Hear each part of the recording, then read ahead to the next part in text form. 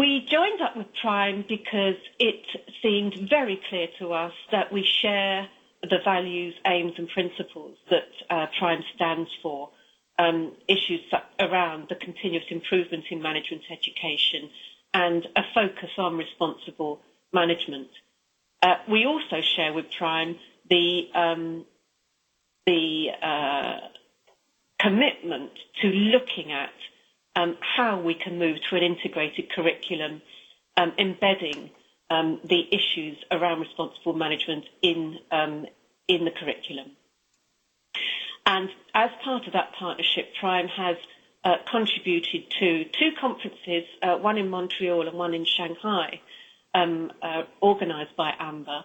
As Manuel has said, we have recently joined the steering committee, and we have specifically asked Prime to participate in the accreditation review this year so that we are sure to pick up on the issues that Prime is involved in. I want to add that we are also involved with the Equality and Human Rights Commission here in the UK, which is equally keen to look at business education and the extent to which it addresses issues such as human rights, poverty, diversity in its widest sense, and so on. And the Equality and Human Rights Commission will also be contributing to our accreditation review. So I hope that gives you all an indication of how seriously we are taking these issues. Thanks, Lisley. So when we come to our accreditation review, what are some of the things we need to be thinking about? First of all, the process we will go through will involve, over the next 2 to 3 months, a consultation process with all of our stakeholders, getting them to give us feedback on the current criteria and how they should change. And if you're one of our accredited business schools, you will be receiving information from us about that very shortly. The new draft of the accreditation criteria is expected to be complete by around June, but then there's a process of refinement and approval and the whole decision-making process that follows. And so we expect to be launching the criteria by the end of this year. The extent to which these criteria will change is a bit of an unknown at the moment, because obviously we need to wait and see what the feedback is.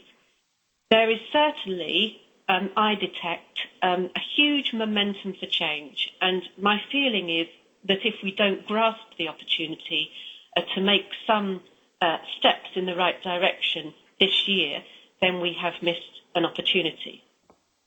But it is an enormous task, and as Manuel says, I don't think there's any argument about why, but how is the big question. We have to carry people with us. Changing the way people do things is not enough, in my view. We are talking about having to change attitudes here, and that will take longer, I think. The holistic approach, very easy to talk about, but not easy to do. And any of you working in business schools will understand that. You know, we have certain structures in our business schools. We, to a great extent, stick to disciplines, and changing that particular approach and structure is not going to be easy.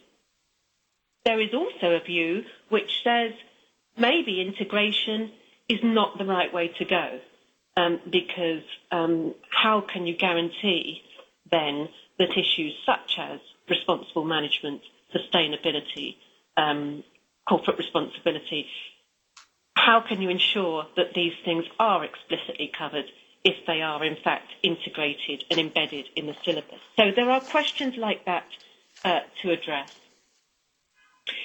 We need to be convinced that there is real demand for change. I have to say that despite what Manuel has said, and I don't want to contradict him, the recent reports which the Association of MBAs published in December last year found that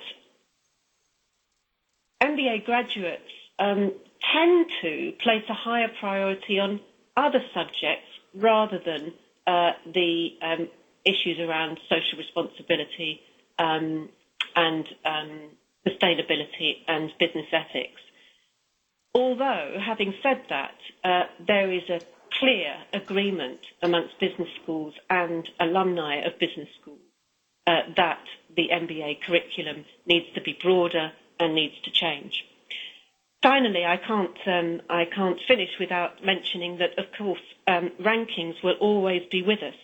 And for as long as rankings place the weighting that they do on areas such as salary, we have a problem on our hands because that will tend to